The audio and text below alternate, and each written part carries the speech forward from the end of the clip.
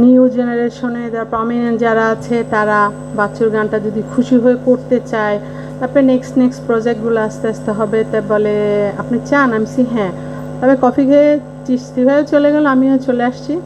রাতে ফোন দিল, বলল যে আপনি যেটা করেছেন সেটার জন্য আমি আপনি চেষ্টা করছি, অনেকে খুশি হয়েছে। মানে আমি চিন্তাও করতে পারি নাই যে এত নামকরা যারা আছে তারা, এবং বাচ্চা তো জুনিয়র সিনিয়র সবার সাথেই কাজ করেছে, সবাই যে তাকে ভালোবেসে। আমি বলেছি একটা জিনিস ঠিক রাখবেন, সবাইকে তাদের প্রাপ্য যতটুকু আপনি সেভাবে দিয়ে কাজ করবেন। কেউকে বলবেন না যেখানে ফ্রি গাইতে হবে, ফ্রি বলে কিছু নাই, কারণ ওনারা খুব স্ট্রাগল করে কাজটা করে। এবং চিস্তি ভাই যখন আমাকে লিস্টটা দিল, বলে এটা ডাবল অ্যালবাম আকারে হয়ে যাবে। আমি বলছি অবশ্যই, কোনো সমস্যা নাই। তারপরে তো উনি যেহেতু বাচ্চুর গিটারগুলো নিয়ে আমার একটা ইচ্ছা আছে, স্বপ্ন আছে, কারণ ওই তো ঘরের মধ্যে মোছামুছি করা তো আমার পক্ষে টাফ, কারণ যারা গিটার নিয়ে খেলেন এখানে বসে আছে বাচ্চুর সহযাত্রীরা, যার বন্ধুরা, তারা এটার মজাটা পাবে। ওই বন্ধ গিটারটারে আটকায় রাখা, সবাই জিজ্ঞেস করে আপনি গিটার কই, ছবি তুলবো, তো আমি ছবি তুলে দেখাবো। আমি তো হয়তো ওই পজিশনে রাখি নাই, ওটা নিয়ে আরও 10টা কথা হবে।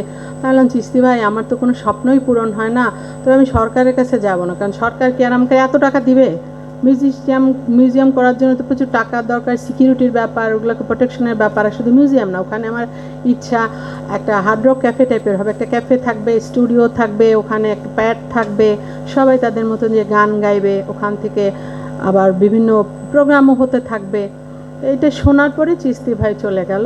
তারপরে আমাকে বলল ঠিক আছে, আমি কাজে হাত নেই, আপনার এইটাতে অনেকেই এগিয়ে আসছে এবং তারা খুব খুশি হয়েছে, কারণ সবাই সবার বেনিফিটটা পাবে, শুধু আমি একা পাবো না, সবাই সবার তাদের ইয়েটা হয়ে যাবে।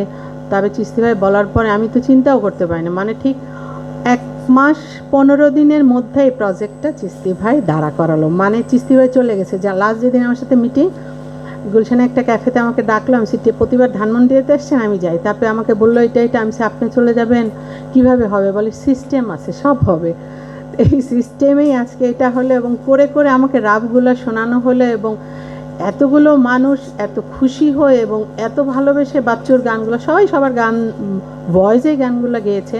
অ্যাকুরেট বাচ্চুর মতন বাচ্চুর সন্তানও গাইতে পারবে না, কেউ কারোর মতন হয় না। এভাবেই শিল্পী বেঁচে থাকে, শিল্পীকে এভাবেই বাঁচিয়ে রাখতে হবে, কারণ শিল্পীরা তো গানটাই রেখেছে, এটা তো একটা প্রপার্টি। এই প্রপার্টিগুলো নিয়ে যারা গাইবে তারাও খুশি হবে ভালোবেসে। এই প্রজেক্টের পরে হয়তো ওর তো অনেক অ্যালবাম, অনেক গান, সব গানগুলাই এরকম ক্যাসেট আকারে আসবে। আমার ইচ্ছা আছে একটা ওপেন এয়ার কনসার্ট করারও, সেখানে জুনিয়র সিনিয়র সব ব্যান্ডাই থাকবে। এভাবে করে করে দেখি এখন আগালাম এই পথে। আপনারা এখানে যারা বাচ্চু সহযাত্রী গীতিকাররা আছেন, সবাইকে আমার অনেক ধন্যবাদ যে তারা সব ব্যাপারেই সাপোর্ট করেছে, কারণ তাদেরও তো একটা নেম ফেম, তাদের স্মৃতি অনেক কিছুই আছে এটার সাথে, শুধু তো আমার একার না। সেই জন্য তাদের সবাইকে, এবং যারা জুনিয়র বলবো না, সবাইকে বলবো, শ্রদ্ধেয় শিল্পী বড় ছোট সবাইকে সাধুবাদ জানাই যারা এটাতে খুশি হয়ে গান গেয়েছেন। নেক্সট আরও যে কোনো যার ভালো, আমি বলছি চিস্তি ভাই অপশনটা খোলা রাখবেন, যে যেটা পছন্দ করে সেটাই গাইতে দিবেন।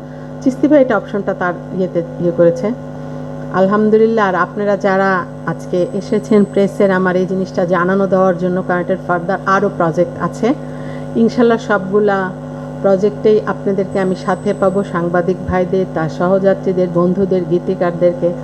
আমার কোনো কাজ ইনশাল্লাহ আপনাদেরকে ছোট করে, ক্ষতি করে, অপমান করে করব না। আমরা সবাই একটা যেমন ছিলাম ওভাবেই কাজ করব, ভুল বোঝাবুঝির ঊর্ধ্বে যে সবাই। কারণ বাচ্চুকে কেউ আমরা ফিরিয়ে আনতে পারবো না, শুধু তার গানগুলোকে এগিয়ে নিয়ে যেতে পারবো। যেমন এখানে লাউ ভাই আছে, মানাম ভাই আছে, এটা তো বন্ধু। বাউ ভাইকে তো ব্রাদারের মতন ডাকতাম, সবসময় দেখতাম।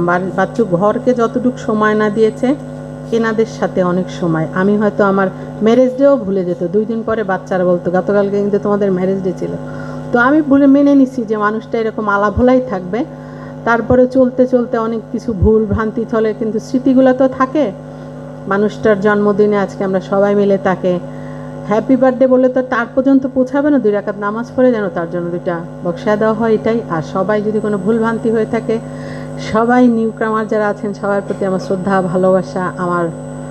আর কষ্ট করে এসেছেন আপনারা, আপনাদেরকে ধন্যবাদ।